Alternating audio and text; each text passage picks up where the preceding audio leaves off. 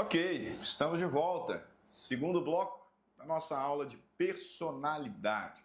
Nós estamos falando aqui sobre o início da personalidade, como eu disse, tema extremamente complexo dentro da teoria do direito. Muitos debates polêmicos perpassam pelo início da personalidade, um deles apenas a questão do aborto. E eu disse que muito disso se deve ao fato de que o artigo 2º é um artigo, no mínimo, controverso. A primeira parte do artigo 2º parece não casar com a segunda parte. Existe ali um ponto de conflito, porque se o legislador diz que a personalidade começa do nascimento com vida, como pode nós termos direitos a serem protegidos ao nascituro desde a concepção? E direitos que são muito próximos, como nós veremos, aos direitos da pessoa, do ser dotado de personalidade, ok? E aí, nesse sentido, nós comentamos aqui, vou jogar no slide novamente, sobre a teoria natalista, que é aquela que sustenta que a personalidade começa do nascimento com vida e acaba enfrentando esse grande problema. Tá? E esse problema não é o professor Stanley que está dizendo que existe, não. É uma constatação lógica, óbvio. Mas são os grandes doutrinadores de direito civil que nós temos. Por exemplo, o professor Carlos Roberto Gonçalves. Olha o que o professor Carlos Roberto Gonçalves nos diz. Muitas são as críticas à mencionada teoria natalista.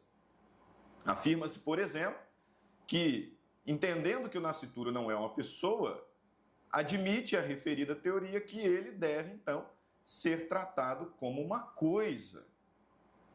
Ouvida-se ainda, então se esquece ainda, de que há no Código Civil um sistema de proteção ao nascituro, veja lá, com as mesmas conotações conferidas a qualquer ser dotado de personalidade. O professor Carlos Roberto Gonçalves, um dos grandes nomes do direito civil brasileiro, que está dizendo. Então, a questão séria. Também o professor Flávio Tartucci. Veja aí, ó. O grande problema da teoria natalista é que ela não consegue responder a seguinte constatação e pergunta: se o nascituro não tem personalidade, não é pessoa, desse modo, o nascituro seria uma coisa? A resposta acaba sendo positiva. Acaba sendo positiva a partir da primeira constatação de que haveria apenas expectativa de direitos. Do ponto de vista prático, a teoria natalista nega ao nascituro até mesmo os seus direitos fundamentais, ok? Então, aí doutrina de ponta dentro do direito civil, professor Carlos Roberto Gonçalves, professor Flávio Tartucci, eu poderia citar tantos outros, tecendo essa crítica à teoria natalista. Apesar que o Código Civil, na primeira parte do artigo 2º, diz lá com toda clareza, a personalidade começa do nascimento. Por isso que eu disse, em provas objetivas, invariavelmente você vai ter que marcar a teoria natalista. Mas numa prova dissertativa você discorre, você disserta ali sobre essa questão. Agora, a segunda teoria que eu trago é a teoria da personalidade condicional.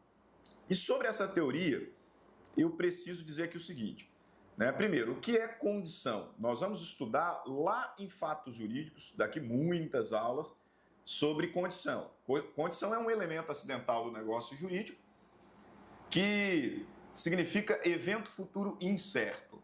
O negócio jurídico ele é condicional quando está sujeito a um evento futuro incerto. E aí, pegando emprestada a expressão, essa teoria da personalidade condicional basicamente vai dizer que o nascituro é uma pessoa sob condição. É uma pessoa sob condição, uma vez que a aquisição plena da personalidade depende do nascimento com vida. Então é uma pessoa, mas sob condição. Está sujeito a um evento futuro incerto.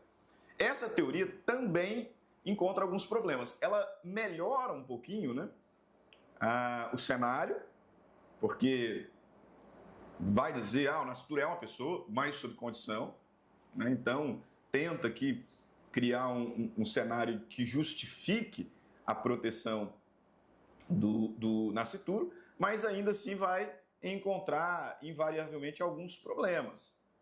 Por exemplo, o fato de que condição é um elemento acidental do negócio jurídico, que se aplica a direitos patrimoniais.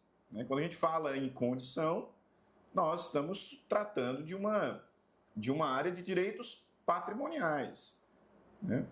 E ainda, quando a gente fala em condição, eu não consigo já exigir os meus direitos na pendência da condição. Eu consigo até praticar alguns atos de proteção, porque de fato tem um direito eventual, não é mera expectativa, seria um direito eventual.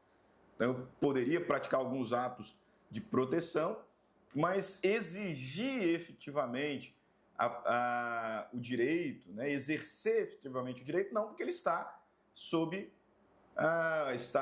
na dependência de um evento futuro incerto. Então, alguns chegam até a dizer que a teoria da personalidade condicional acaba, por fim, enfrentando os mesmos problemas da teoria natalista.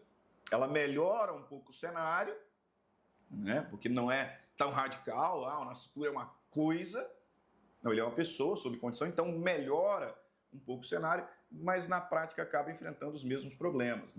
Como justificar a proteção que o nascituro já recebe, os direitos que ele já exerce, sem nem mesmo ter nascido.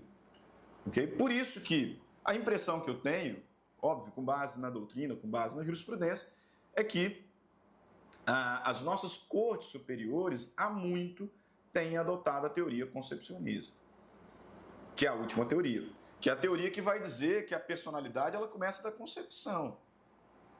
Quando nós observamos os julgados das nossas cortes superiores, do STJ, da nossa Corte Suprema, o STF, salva ali uma questão ou outra, como, por exemplo, o que se está discutindo agora sobre o aborto, até o 3º mês, mas quando nós observamos de uma forma mais ampla, a maioria das decisões referentes aqui a esse contexto de debate pendem para a teoria concepcionista, que é a teoria segundo a qual a personalidade começa da concepção. Então, no exato momento do encontro dos gametas, no exato momento em que o óvulo ele é fecundado por um espermatozoide. Ali começaria efetivamente a personalidade. E aí a gente justifica a segunda parte do artigo 2º, mas a primeira parte do artigo 2º também fica complicada. Porque o legislador me diz que a personalidade começa do nascimento. Então eu consigo justificar a segunda parte, mas ainda pende essa discussão. Por isso que eu falei, é um tema complicado, senhores. É um tema complicado. Razão porque eu não gosto de questões objetivas que me perguntam qual é a teoria adotada no Brasil. Qual é a teoria adotada pelo Código Civil? Nem assim eu gosto muito dessas questões. Por quê? Porque o tema é deveras complexo. A jurisprudência é vacilante e quando a gente vai para as cortes superiores há um predomínio da teoria concepcionista. Okay? Teoria concepcionista, também denominada positivista, que defende que a personalidade ela é adquirida no momento da concepção, devendo o nascituro ser considerado uma pessoa natural. Okay? Posição da professora Silmara Chinelato, do Francisco Amaral, do Cláudio Bevilacqua, da professora Maria Helena Diniz. Alguns dizem que ela seria condicionalista, mas parece mais concepcionista do que efetivamente adepta à personalidade condicional. E é uma teoria que também encontra ali alguma dificuldade, Porque se ele é pessoa, efetivamente ele teria então direitos patrimoniais e na prática não é reconhecido. Ele quem? O nascituro. Como eu disse, o que é o nascituro? É o ente concebido, ainda não nascido, dotado de vida intrauterina. Tá? Esse ponto dotado de vida intrauterina é importante para a gente não confundir com o embrião congelado, com o embrião criopreservado. Então, o nascituro é aquele que tem vida dentro do útero. Okay? Ente concebido, ainda não nascido, dotado de vida dentro do útero. Para a gente não confundir aqui com a situação do embrião criopreservado, aquele que está por nascer, mas já concebido dentro do ventre. Okay? Então, esse é o nascituro. Agora, quais são os direitos que o nascituro tem? E por que toda essa discussão? Direitos protegidos desde a concepção. Que direitos são esses? Alguns direitos eu destaco aqui para vocês. Só alguns, tá? Tem mais. Parece-nos evidente que os nascituros têm direito de personalidade, têm direitos de personalidade. Na verdade, até o natimorto. Exatamente. Existe enunciado das jornadas de direito civil que vão dizer que o natimorto tem direito de sepultura, né, tem direito de nome, tem direito de imagem. Então, até o natimorto é protegido pelos direitos da personalidade, quanto mais os nascituros. Okay? O nascituro é considerado um herdeiro, o artigo 1798 é claro ao dizer, e aí é mais uma razão porque eu digo que não gosto nem mesmo de quando a pergunta diz qual é a teoria adotada pelo Código Civil. Muitos orientam. Se a questão disser qual é a teoria adotada pelo Código Civil, é natalista, porque está lá, artigo 2º, a personalidade começa do nascimento com vida. Mas eu não gosto porque quando a gente olha o Código Civil como um todo, não parece ser natalista. Esse artigo 1798 mesmo, pega aí para você ler. Ele diz lá que a sucessão, tá, ela é entregue, né, defere-se a sucessão, legitimam-se a suceder, o legislador vai dizer, as pessoas nascidas ou concebidas à época da abertura da sucessão. Então, não sei se você concorda comigo, mas parece que o mesmo código que lá no artigo 2º diz que a personalidade começa do nascimento, está chamando agora o nascituro de pessoa. Porque ele diz, legitimam-se a suceder as pessoas nascidas ou concebidas à época da abertura da sucessão. Então, estranho, né? Mas é isso mesmo, o nascituro ele é herdeiro, ele é considerado herdeiro. O nascituro pode ser beneficiado por testamento. Artigo 1799. O nascituro pode ser beneficiado por doação. Artigo 542. Professor, mas isso de fato demonstra aí uma ideia de pessoa, né, uma atribuição de pessoa ao nascituro? Eu entendo que sim. Porque eu não posso fazer um testamento para o meu cachorro. Eu não posso fazer uma doação em benefício do meu cachorro, ainda não. A doação tem que ser para uma pessoa, ou para um ente, né, despersonalizado. Então talvez o nascituro pudesse ser um ente despersonalizado. Aí o problema são as outras formas de proteção que nós vamos ver, né? Então, eu entendo que a possibilidade de deixar um testamento para o nascituro, de fazer uma doação para o nascituro, reforça a ideia de que o legislador trata o nascituro como pessoa. Fora que ele tem direito à proteção pré-natal, o ECA, né? O ECA dispõe sobre a proteção pré-natal e direito a alimentos. Lei 11.804, de 2008, né, que vai falar dos alimentos gravídicos. Alguns sustentam que aqui a legitimidade é da mãe, né, da gestante. E, ok, está lá na lei, realmente. Né? A legitimidade é da gestante. Só que é curioso que quando o bebê nasce, essa pensão, esses alimentos gravídicos, são convertidos automaticamente em alimentos para criança. Né? Então, assim, o legislador ele faz uma adequação, mas cá para nós.